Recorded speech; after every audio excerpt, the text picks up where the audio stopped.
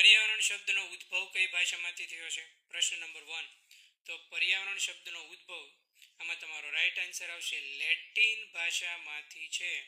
એ પર્યાવરણ શબ્દનો ઉદ્ભવ થયેલો છે. પ્રશ્ન નંબર 1માં તમારો રાઈટ આન્સર આવશે લેટિન. ત્યારબાદ વિદ્યાર્થી મિત્રો સેકન્ડ પ્રશ્ન તરફ આગળ વધીએ.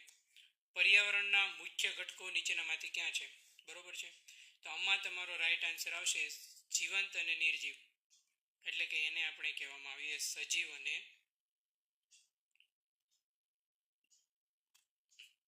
નિર્જીવ. વિદ્યાર્થી મિત્રો, આ સિરીઝ આપણે પરીક્ષા સુધી શરૂ રાખીશું. બરોબર છે. એટલે લેક્ચરને જો નોટિફિકેશન તમને ના મળે તો તમારે સબસ્ક્રાઇબ બટન પર ક્લિક કરીને ખાલી ઓલ ઉપર ક્લિક કરશો એટલે બધા ક્લાસની નોટિફિકેશન તમને મળી જશે. ટેટ 1ની જો તમે તૈયારી કરતા હો તો પણ ભલે, ને ટેટ 2ની તૈયારી કરતા હો તો પણ ભલે. બરાબર, એટલે એ તમે ભૂલતા નહીં.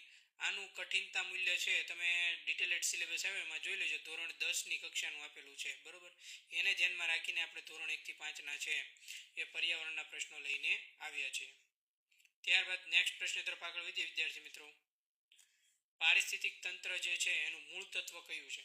પ્રશ્ન નંબર 3માં તમારો રાઈટ આન્સર આવશે ઉર્જા પ્રવાહ છે એ પારિસ્થિતિક તંત્રનું મૂળભૂત તત્વ કહી શકાય છે. મૂળ તત્વ કહી શકાય છે. બરોબર છે, જેને આપણે ઇકોસિસ્ટમ તરીકે ઓળખીએ છીએ. ત્યારબાદ નેક્સ્ટ પ્રશ્ન તરફ આગળ વધીએ વિદ્યાર્થી મિત્રો. જમીનને ઉર્વર બનાવવા માટે કઈ કુદરતી પ્રક્રિયા કઈ છે? નીચેનામાંથી કુદરતી પ્રક્રિયા કઈ છે વિદ્યાર્થી મિત્રો?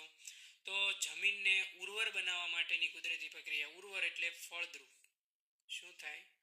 ફળદ્રુપ બનાવવા માટેની જે પ્રક્રિયા છે એ કઈ છે? તો એમાં આવશે વ્યુમસ બનવી છે. એ જમીનને ફળદ્રુપ એટલે કે ઉર્વર બનવાની પ્રક્રિયા છે. વ્યુમસ એટલે શું?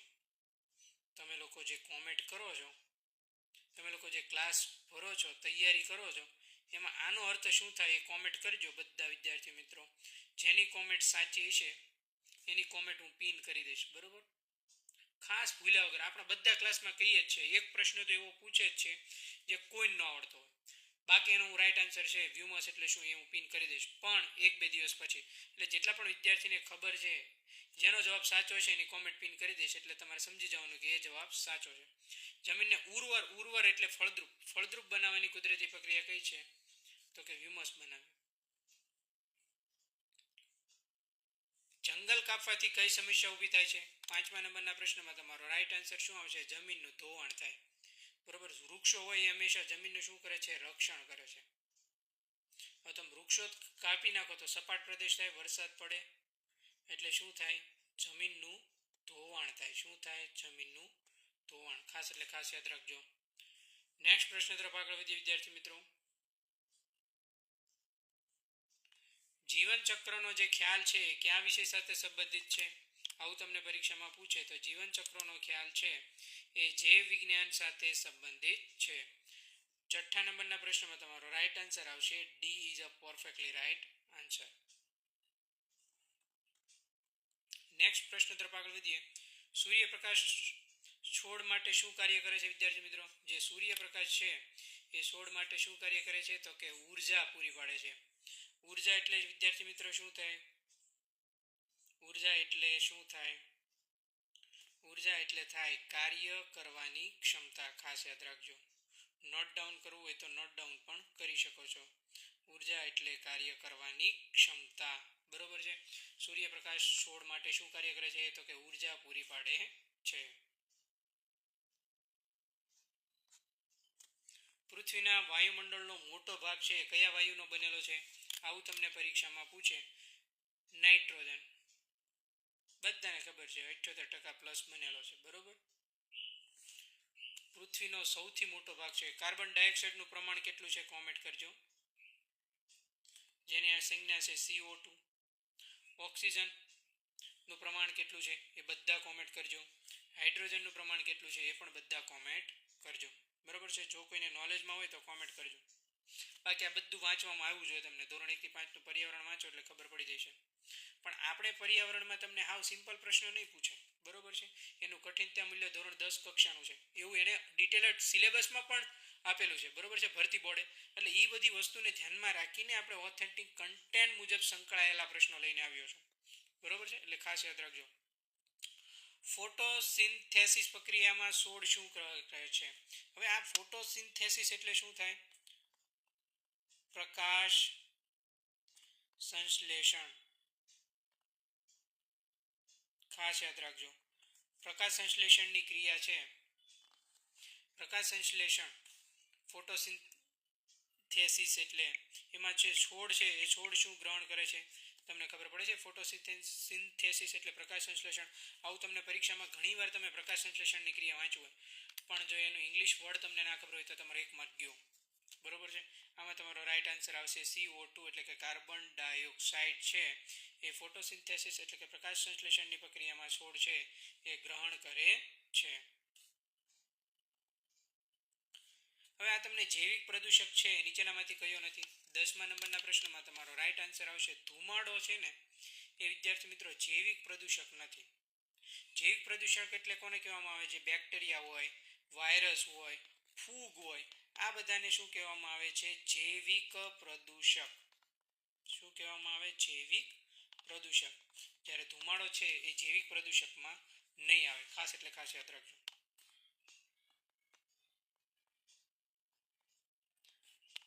પાણીના પ્રદૂષણનું મુખ્ય કારણ નીચેનામાંથી કયું છે? 11મા નંબરના પ્રશ્નમાં તમારો રાઈટ આન્સર આવશે ઔદ્યોગિક કચરો છે એ પાણીના પ્રદૂષણનું મહત્વનું મુખ્યત્વે કારણ કહી શકાય છે. ચાલો, નીચેનામાંથી ઓઝોન સ્તર ક્યાં આવેલું છે વિદ્યાર્થી મિત્રો? 12મા નંબરના પ્રશ્નમાં તમારો રાઈટ આન્સર શું આવશે?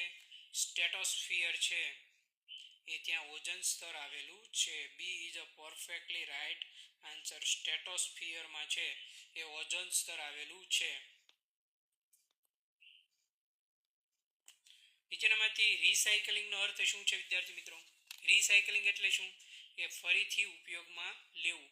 કોઈ વસ્તુ હોય એ વસ્તુને ફરીથી ઉપયોગમાં લેવું એને રિસાયકલિંગ તરીકે ઓળખવામાં આવે છે. ખાસ યાદ રાખજો. નેક્સ્ટ પ્રશ્ન તરફ આગળ વધીએ. કચરામાંથી ખાતર બનાવવાની પ્રક્રિયાને શું કહેવામાં આવે છે? તો કચરામાંથી ખાતર બનાવવાની પ્રક્રિયાને કમ્પોસ્ટિંગ કહેવામાં આવે છે. મોસ્ટ આઈએમપી પૂછાય તેવો પ્રશ્ન ખાસ મગજમાં ઉતારી દેજો, જે તમને ધોરણ 1 થી 5 ની ટેટ 1 ની પરીક્ષામાં પર્યાવરણ અંતર્ગત પૂછી શકે. નેક્સ્ટ પ્રશ્ન તરફ આગળ વધીએ વિદ્યાર્થી મિત્રો. વનસ્પતિ અને પ્રાણી પરસ્પર કઈ રીતે સહાય કરે છે? 15મા નંબરના પ્રશ્ન દ્વારા તમારો રાઈટ આન્સર શું આવશે? તો કે ખોરાક અને ઓક્સિજન દ્વારા છે એ વનસ્પતિ અને પ્રાણી પરસ્પર સહાય કરે છે.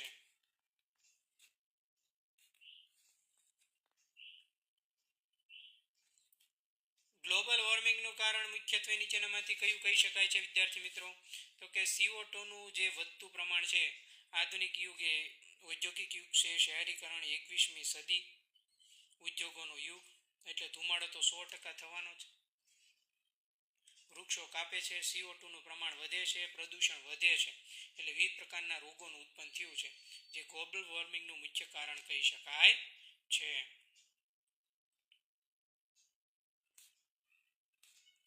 પારિસ્થિતિક સંતુલન જાળવવા માટે કઈ બાબત જરૂરી છે? 17મા નંબરના પ્રશ્નમાં તમારો રાઈટ આન્સર શું આવશે? વૃક્ષો વાવવાના. એટલે સરકારનું એક સ્લોગન છે ને રાજ્ય સરકારનું, વૃક્ષો વાવો વરસાદ લાવો. ખાસ યાદ રાખજો. જે પારિસ્થિતિક સંતુલન જાળવવા માટે ખૂબ જ અગત્યની અને પાયાની બાબત કહી શકાય છે.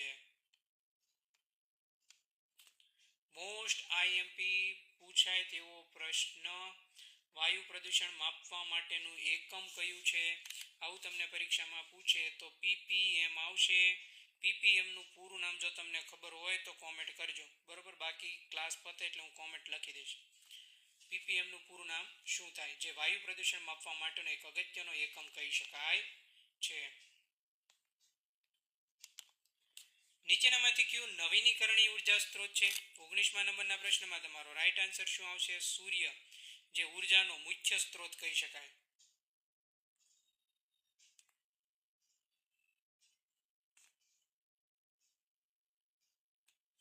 જે નવીનીકરણીય ઉર્જાનો સ્ત્રોત છે એ કહી શકાય છે. પ્રદૂષણ નિયંત્રણ માટેનો શ્રેષ્ઠ ઉપાય નીચેનામાંથી કયો છે? શિક્ષણ આવે, લોકોમાં જાગૃતિ ફેલાય, વિવિધ પ્રકારના કાર્યક્રમો સરકાર દ્વારા કરવામાં આવે, શિક્ષકો દ્વારા પણ વિવિધ પ્રકારના કાર્યક્રમો કરવામાં આવે તો પણ છે શિક્ષણ આવે અને લોકોમાં જાગૃતિ ફેલાય તો પ્રદૂષણ નિયંત્રણ છે એ દૂર થાય છે. વિદ્યાર્થી મિત્રો, વૃક્ષો ના કાપો, એના બદલે એક વૃક્ષ વાવો એવું જો શિક્ષણ આપવામાં આવે, એના માટે જો પ્રોજેક્ટ કાર્ય કરવામાં આવે, જાગૃતિ ફેલાવવામાં આવે તો 110% છે એ પ્રદૂષણ નિયંત્રણ શક્ય બને છે. મોસ્ટ આઈએમપી પૂછાય તેવો પ્રશ્ન, નીચેના વિધાનોમાંથી બાયોમ એટલે શું? આઈએમપી કહું એટલે તમારે સમજી લેવાનું કે આ પ્રશ્ન પૂછાશે. એક સરખા હવામાન વાળો વિસ્તાર એટલે બાયોમ. બરોબર, પરીક્ષામાં તમને પૂછાય તો તમને આવડવું જોઈએ. નીચેના વિધાનોમાંથી બાયોમ એટલે શું? એક સરખા હવામાન વાળો વિસ્તાર જે હોય એને બાયોમ તરીકે ઓળખવામાં આવે છે. બરોબર છે. ગુજરાતમાં તમે ઉત્તર ગુજરાત જુઓ, દક્ષિણ ગુજરાત જુઓ, એમાં હવામાન જુઓ ને તો તમે શું હોય, એક સરખું હવામાન હોય. પછી બાકી આમ હવામાન વિસ્તાર વાઇઝ હોય, બાકી બધે એક સરખું હવામાન ના હોય. ઉત્તર ગુજરાતનું અલગ હવામાન હોય, સૌરાષ્ટ્રનું અલગ હવામાન હોય, દક્ષિણ ગુજરાતનું અલગ હવામાન હોય. બરોબર છે. એક સરખા હવામાન વાળો વિસ્તાર એટલે બાયોમ. મોસ્ટ આઈએમપી પૂછાય તેવો પ્રશ્ન આ પણ, પ્રોજેક્ટ ટાઈગર છે એ ભારતમાં ક્યારે શરૂ થયો? આ પણ તમને પૂછાય પરીક્ષામાં, એનો જવાબ તમને આવડવો જોઈએ વિદ્યાર્થી મિત્રો. અહીંયા તમારો રાઈટ આન્સર આવશે 1973. શું આવશે વિદ્યાર્થી મિત્રો? 1973. બધા પ્રશ્નો ઇમ્પોર્ટન્ટ જ છે એટલે તમારે બધા મગજમાં ઉતારી દેવાના છે. ભારતની પ્રથમ બાયોસ્ફિયર રિઝર્વ કઈ છે? આ પરીક્ષામાં પૂછાશે. આમાં વિદ્યાર્થી મિત્રો નીલગિરી આવે. શું આવે? નીલગિરી. તમે ધોરણ 1 થી 5 ના ટેક્સ્ટ બુક છે ને એ વાંચો ને, તમને આવા પ્રશ્નો ક્યાંય નહીં એમ થાય સર આ ક્યાંથી લાવ્યો તમને. બધા પ્રશ્નો એમાંથી જ છે પણ એનું કઠિનતા મૂલ્ય તમારે જોવાનું. એ લોકોએ કીધું છે કઠિનતા મૂલ્ય જે પેપરનું છે એ ધોરણ 10ની કક્ષાનું હશે. એને ધ્યાનમાં રાખીને મેં વિદ્યાર્થી મિત્રો લગભગ 3 કલાક મહેનત કરીને આ બધા પ્રશ્નો બનાવ્યા છે. કેટલી વિદ્યાર્થી મિત્રો તમારા માટે મહેનત કરી છે મેં? 3 કલાક. બરોબર, ત્યારે આ બધા પ્રશ્નોને પીપીટી બને છે. થિયરી ક્લાસ 1 જોઈ લેજો, 1 કલાકનો લેક્ચર છે. એવું તમને ક્યાંય પૈસા દેતા નહીં જોવા મળે એવું કન્ટેન્ટ ત્યાં આપવામાં આવ્યું છે. આમાં વિદ્યાર્થી મિત્રો શું આવશે? નીલગિરી, જે ભારતની પ્રથમ બાયોસ્ફિયર રિઝર્વ છે. જૈવ વિવિધતાનો અર્થ છે એ નીચેનામાંથી કયો છે? 24મા નંબરના પ્રશ્નમાં તમારો રાઈટ આન્સર આવશે વિવિધ પ્રકારના જીવ એટલે જૈવ વિવિધતા.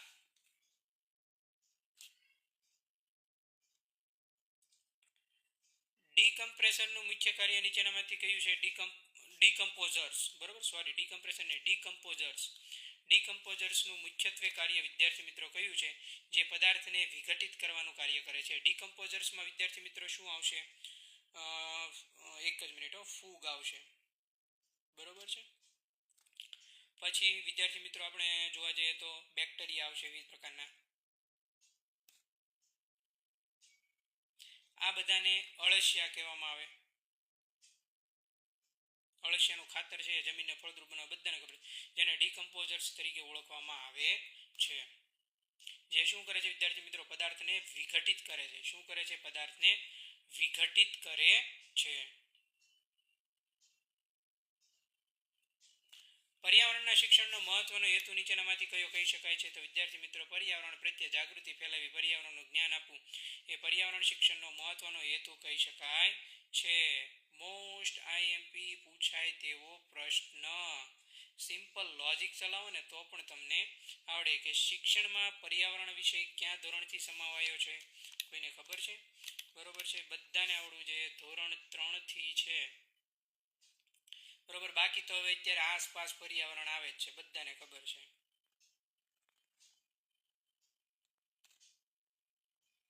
બરોબર,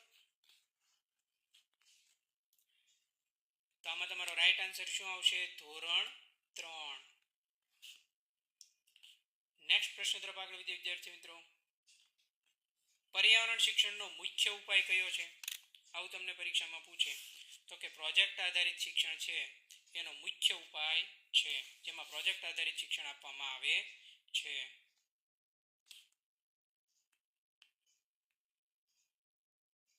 29 નંબર નંબરનો પ્રશ્ન કે બાળકોમાં પર્યાવરણ પ્રત્યેની જવાબદારી કેવી રીતે વિકસે છે વિદ્યાર્થી મિત્રો? તો કે પ્રયોગ અને નિરીક્ષણ દ્વારા છે એ બાળકોમાં પર્યાવરણ પ્રત્યે એક પ્રકારની જવાબદારી વિકસે છે, એક પ્રકારની જાગૃતિ ફેલાય છે, પણ એ પણ શિક્ષણ દ્વારા છે એ આ વસ્તુ પોસિબલ થાય છે, બાકી પોસિબલ નથી.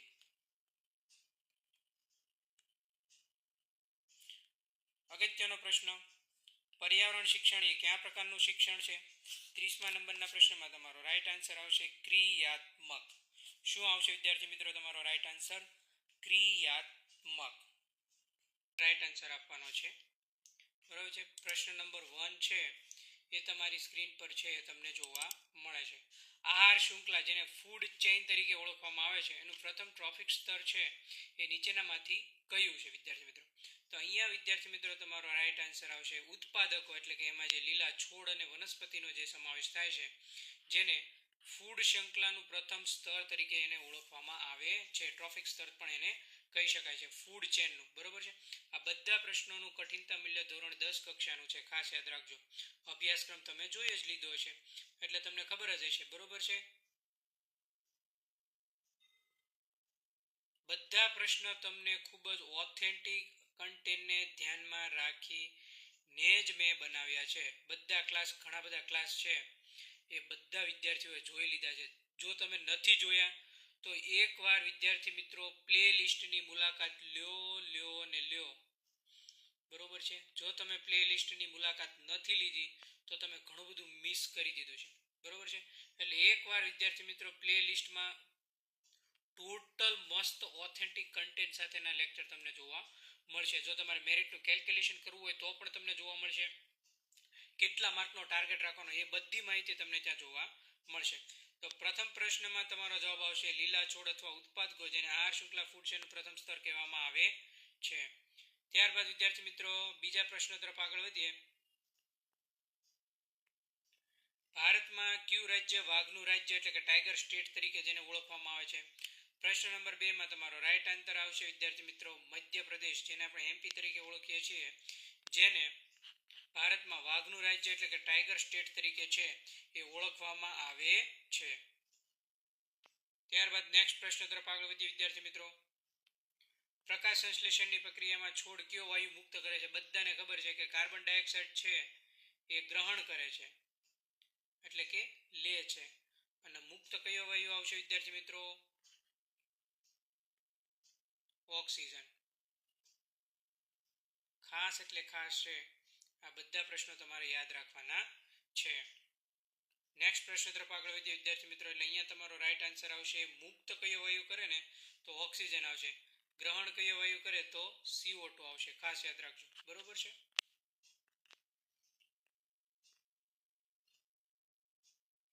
ચાલો, ઓઝોનનું સ્તર નીચેનામાંથી ક્યાં વાતાવરણીય સ્તરમાં જોવા મળે છે? બધાને ખબર છે. બરોબર છે. ઓઝોનનું સ્તર ક્યાં આવે છે વિદ્યાર્થી મિત્રો? સ્ટ્રેટોસ્ફિયર છે ત્યાં ઓઝોનનું સ્તર જોવા મળે છે. આપણે ભાગ 1 માં પણ આ પ્રશ્ન જોઈ ગયા હતા ડીપમાં સારી રીતે.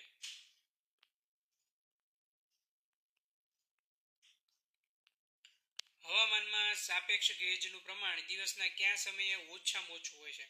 જો આવું તમને પૂછ્યું છે કે હવામાનમાં જે સાપેક્ષ ભેજ હોય એ સાપેક્ષ ભેજનું પ્રમાણ છે એ દિવસના કયા સમયે ઓછામાં ઓછું હોય છે? તો વિદ્યાર્થી મિત્રો અહીંયા તમારો રાઈટ આન્સર આવશે કે જ્યારે હવાનું તાપમાન વધારે હોય. બધાને ખબર છે. સામાન્ય લોજિક ચલાવો તો પણ તમને ખબર પડી જાય કે બરોબર સવારના સમયે કે રાત્રિના સમયે કે વરસાદ પડતો હોય ત્યારે નહીં આવે કે હવામાનમાં સાપેક્ષ ભેજનું પ્રમાણ દિવસમાં છે જ્યારે હવામાનનું તાપમાન વધારે હોય ત્યારે ભેજનું પ્રમાણ ઓછું હોય. બરોબર છે. કેમ કે મોસ્ટ વિદ્યાર્થીઓ પ્રકાશ સંશ્લેષણની ક્રિયા દ્વારા છે એ ભેજમાં હવામાં જો બાષ્પીભવન પણ થતું હોય છે, સમુદ્રના દરિયા કિનારે તમે જુઓ તો એના પ્રકાશ સંશ્લેષણની ક્રિયા છે આખું એક ચક્ર આવે. બરોબર છે. તમે ટેક્સ્ટ બુક વાંચો એટલે તમને ખબર પડી જશે કે જ્યારે કોઈ દરિયો હોય કે સમુદ્ર હોય, સૂર્યના પ્રકાશના કિરણો એના પર પડે છે એટલે પ્રકાશ સંશ્લેષણની ક્રિયા દ્વારા પાણીનું વરાળમાં રૂપાંતર થાય છે, જે હવામાં ભળતા ભેજનું સ્વરૂપ ધારણ કરે છે. બરોબર છે. ધીમે ધીમે એમાંથી કણો ભણે છે, ઘનીભવન થાય છે અને વાદળા બને છે અને વરસાદ આવે છે. આ આખું ચક્ર છે. બરોબર. એને શું કહેવામાં આવે છે બધાએ કોમેન્ટ કરવાની છે. જો તમે ટેક્સ્ટ બુક વાંચી હશે તો બધાને ખબર હશે. બરોબર છે. એટલે કહી શકાય કે જો તાપમાન વધારે હોય તો ભેજનું પ્રમાણ હંમેશા ઓછું હોય. ખાસ યાદ રાખજો. આ તો બધાને આવડે. કયો વિટામિન એસ્કોર્બિક વિટામિન તરીકે ઓળખવામાં આવે છે? વિટામિન સી છે, જેને એસ્કોર્બિક એસિડ તરીકે ઓળખવામાં આવે છે. વિટામિન બી નું રાસાયણિક નામ શું છે?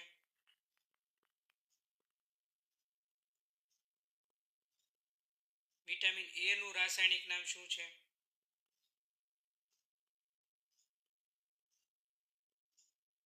બરોબર છે.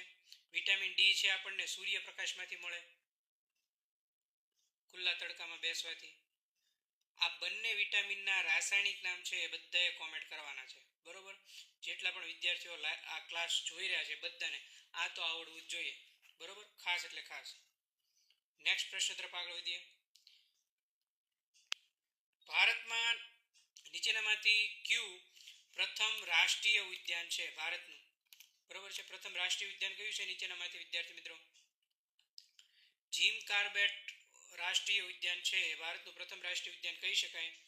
રાજ્ય કયું આવે કોમેન્ટ કરજો.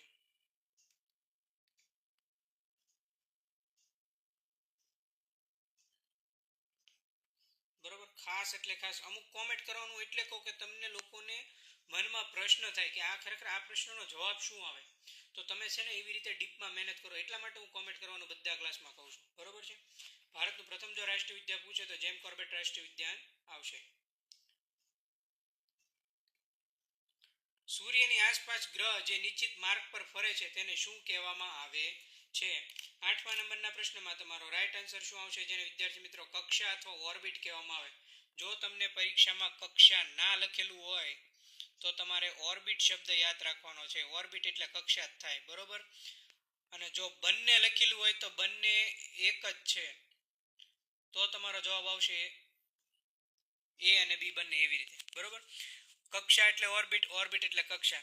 કે સૂર્યની આસપાસ ગ્રહ જે નિશ્ચિત માર્ગમાં ફરે છે, બધાને ખબર છે, આખું સૂર્યમંડળ બધાએ જોયેલું છે. બરોબર છે. સૂર્ય છે, આ સૂર્ય, એની આસપાસના જે ગ્રહો છે જે એનો માર્ગ નિશ્ચિત જ છે, બરોબર છે, જે ફરે છે, એને શું કહેવામાં આવે છે વિદ્યાર્થી મિત્રો? ઓર્બિટ અથવા કક્ષા તરીકે ઓળખવામાં આવે છે. શું કહેવામાં આવે છે? કક્ષા અથવા ઓર્બિટ. ખાસ એટલે ખાસ યાદ રાખજો. બરોબર, ચાલો નેક્સ્ટ પ્રશ્ન તરફ આગળ વધીએ.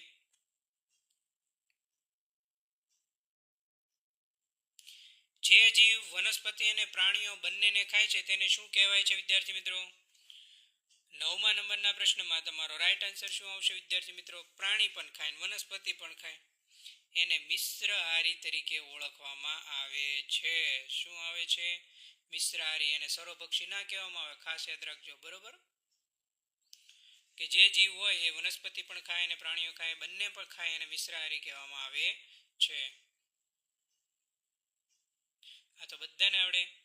કયા પ્રાણીના શરીરમાંથી મળતા પ્રોટીનથી વાળ અને નખ બનેલા છે? બરોબર છે. કયા પ્રાણીના શરીરમાંથી મળતા પ્રોટીનથી વાળ અને નખ બનેલા છે?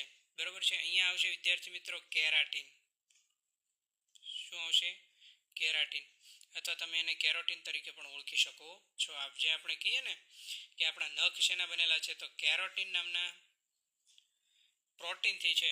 એ પ્રાણીના શરીરમાંથી મળતા પ્રોટીનથી આપણા વાળ અને નખ છે એ બનેલા છે.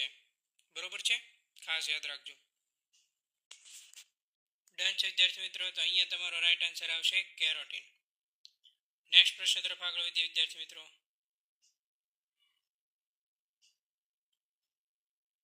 છોડનો કયો ભાગ છે એ તેના માટે ખોરાક તૈયાર કરે છે? 11મા નંબરના પ્રશ્નમાં તમારો રાઈટ આન્સર શું આવશે? પાંદડા. છોડનો કયો ભાગ છે એના માટે ખોરાક તૈયાર કરે છે? તો કે પાંદડા છે એના માટે ખોરાક તૈયાર કરે છે. કઈ રીતે ખોરાક તૈયાર કરે છે બધાને ખબર જ છે. માનવ હાડપિંજરમાં સામાન્ય રીતે કેટલી પાંસળીઓની જોડ હોય છે? 12મા નંબરના પ્રશ્નમાં તમારો રાઈટ આન્સર શું આવશે? માનવ હાડપિંજરમાં સામાન્ય રીતે કેટલી પાંસળીઓની જોડ હોય છે? 12મા નંબરના પ્રશ્નમાં તમારો રાઈટ આન્સર આવશે વિદ્યાર્થી મિત્રો 8. કેટલી આવશે? સોરી વિદ્યાર્થી મિત્રો, અહીંયા તમારો રાઈટ આન્સર આવશે 12. શું આવશે? 12, 8 નહીં આવે. બરોબર, કેટલી આવશે? 12 જોડ છે એ પાંસળીઓની હોય છે.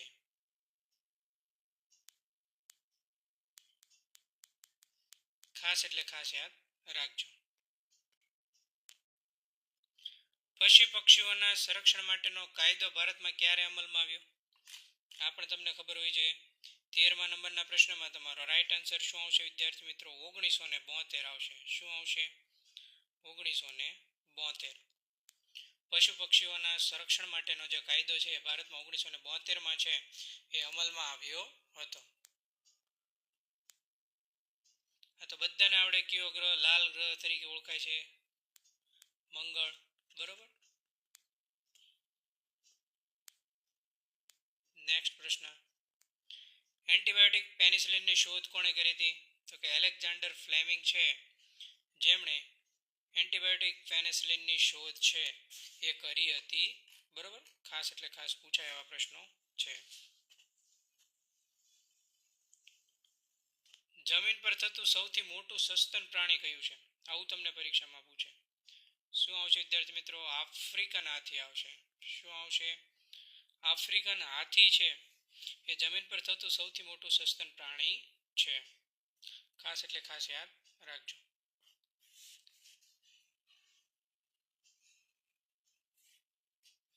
કચરાના વ્યવસ્થાપનમાં 3Rમાં કોનો સમાવેશ થતો નથી? 17મા નંબરના પ્રશ્નમાં તમારો રાઈટ આન્સર શું આવશે વિદ્યાર્થી મિત્રો? રિડ્યુસ.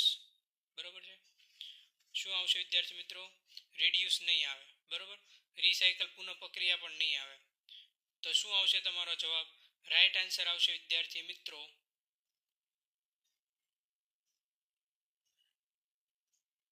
રીજનરેટ, જેનો સમાવેશ થતો નથી. બરોબર છે. બાકી આ 3નો સમાવેશ છે એ કચરાના વ્યવસ્થાપનનું જે 3R છે એમાં સમાવેશ થાય છે. Reuse, reduce, recycle. ઉપયોગ, પુનઃ ઉપયોગ, ઘટાડો, પુનઃ પ્રક્રિયા. બરોબર છે. રીજનરેટ છે એટલે કે પુનર્જન્મ છે એ પુનર્જન્મ નહીં આવે. અહીંયા શું કીધું છે? નથી. ખાસ યાદ રાખજો. છે નથીમાં ભૂલ ના પડી જોઈએ. જો છે નથીમાં ભૂલ પડી તો તમારો 1 માર્ક ગયો. ડન. ખાસ યાદ રાખજો. પૂર જેવી આપત્તિમાં કયા પ્રકારનું નુકસાન થાય છે? 18મા નંબરના પ્રશ્નમાં તમારો રાઈટ આન્સર શું આવશે? બધાને ખબર. જમીન ધોવાણ થાય, પાકનું નુકસાન થાય, માલ મિલકત અને જાનહાનિને નુકસાન થાય. એટલે અહીંયા તમારો રાઈટ આન્સર આવશે આપેલ તમામ. કયા પ્રદૂષણથી ચામડીના રોગ થવાની શક્યતા વધારે રહેલી છે? જો જળ પ્રદૂષણ હોય તો ચામડીના રોગ થાય ને થાય.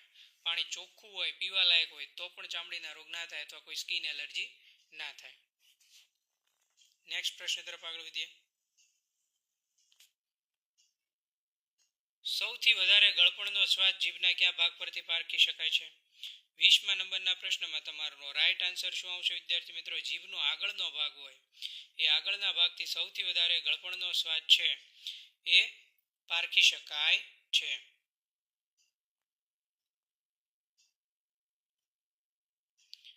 એવું કયું પ્રાણી છે જેને ફક્ત એક આંખ હોય છે, જેનો ઉપયોગ એ ખોરાક શોધવા માટે કહે છે? તો વિદ્યાર્થી મિત્રો એને સાયક્લોપ અથવા સિંગલ આઈડ ફિશ તરીકે ઓળખવામાં આવે છે, જેને ફક્ત એક જ આંખ હોય અને એ આંખનો ઉપયોગ છે એ ખોરાક શોધવા માટે કરે છે. બરોબર છે. સિંગલ આઈડ ફિશ, જેને સાયક્લોપ તરીકે પણ ઓળખવામાં આવે છે. બંને નામ એટલે લખ્યા, કોઈ પણ એક નામ તમને પરીક્ષામાં પૂછે, સાયક્લોપ પૂછે તો તમને આવડે એટલા માટે. સાયક્લોપ એટલે જેને સિંગલ આઈડ ફિશ તરીકે પણ ઓળખવામાં આવે છે. આ એક પ્રકારની જે પ્રાણી છે એને ફક્ત એક જ આંખ હોય છે. બરોબર છે. જેનો ઉપયોગ એ ખોરાક શોધવા માટે કરે છે. પાણીની અંદર પ્રકાશ સંશ્લેષણ કરતા નાના જીવોને શું કહેવાય છે વિદ્યાર્થી મિત્રો? 22મા નંબરના પ્રશ્નમાં તમારો રાઈટ આન્સર શું આવશે વિદ્યાર્થી મિત્રો? ફાઇટોપ્લાન્ક્ટન છે જે પાણીની અંદર પ્રકાશ સંશ્લેષણ કરતા નાના જીવોને કહેવામાં આવે છે. મોસ્ટ આઈએમપી પૂછાય એવો પ્રશ્ન, 100% તમારા યાદ રાખવાનો છે. બરોબર. નેક્સ્ટ પ્રશ્ન તરફ આગળ વધીએ. પૃથ્વીના પેટાળમાંથી કાઢવામાં આવતો પ્રવાહી શું જેને પેટ્રોલિયમ અથવા ક્રૂડ ઓઇલ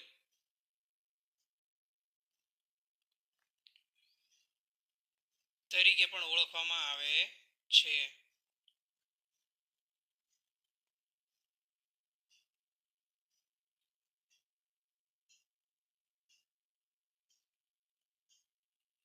ખાસ એટલે ખાસ યાદ રાખજો. બરોબર.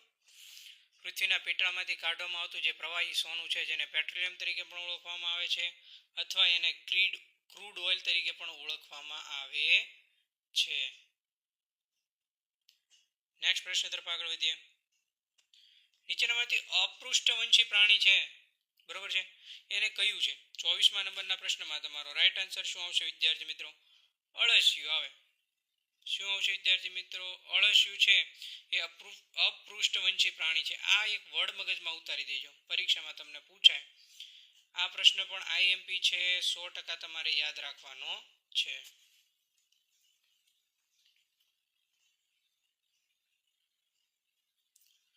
પૃથ્વીનું કુલ જે જળ ભંડાર છે એમાંથી પીવાલાયક તાજું પાણી કેટલું છે? આવું તમને પૂછાય તો પૃથ્વી પર 3% કરતાં પણ ઓછું જળ ભંડાર છે જેનું પાણી પીવાલાયક છે. બરોબર છે, વિચાર કરો તમે. પીવાલાયક પાણીનો જથ્થો કેટલો છે? 3% કરતાં પણ ઓછો છે.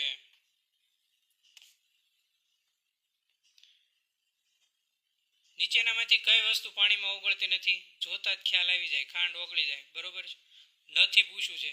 બરોબર છે, એક જ મિનિટ. ખાંડ છે એ ઓગળે,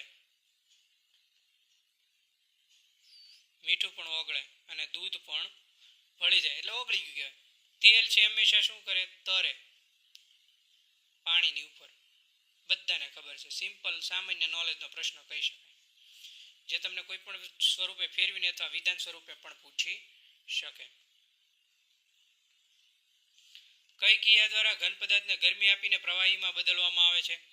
27મા નંબરના પ્રશ્નમાં તમારો રાઈટ આન્સર શું આવશે વિદ્યાર્થી મિત્રો? ગલન અથવા એને પીગળવું તરીકે પણ ઓળખવામાં આવે છે. શું કહેવામાં આવે છે એને? ગલન. જે પદાર્થ ઘન પદાર્થ હોય એને ગરમી આપીને પ્રવાહીમાં બદલવામાં આવે છે. નહીં કે એમાં બાષ્પીભવન નહીં આવે, ઘનીકરણ નહીં આવે, ઉદ્ધોપાતન પણ નહીં આવે. પૃથ્વી પરનો સૌથી મોટો મહાસાગર કયો છે? આ તો બધાને આવડે. બરોબર છે, શું આવશે? પ્રશાંત મહાસાગર. એ પૃથ્વી પરનો સૌથી મોટો મહાસાગર છે. નેક્સ્ટ પ્રશ્ન તરફ આગળ વધીએ. માઉન્ટ એવરેસ્ટ કયા દેશનો એક ભાગ છે જેની સત્તાવાર ઊંચાઈ કેટલી છે? આવું તમને પરીક્ષામાં પૂછે તો માઉન્ટ એવરેસ્ટ છે નેપાળ ચીનની જે સરહદ છે આ દેશનો એક ભાગ છે. એની ઊંચાઈ તમને ખબર છે 88.86 મીટર છે એની ઊંચાઈ છે.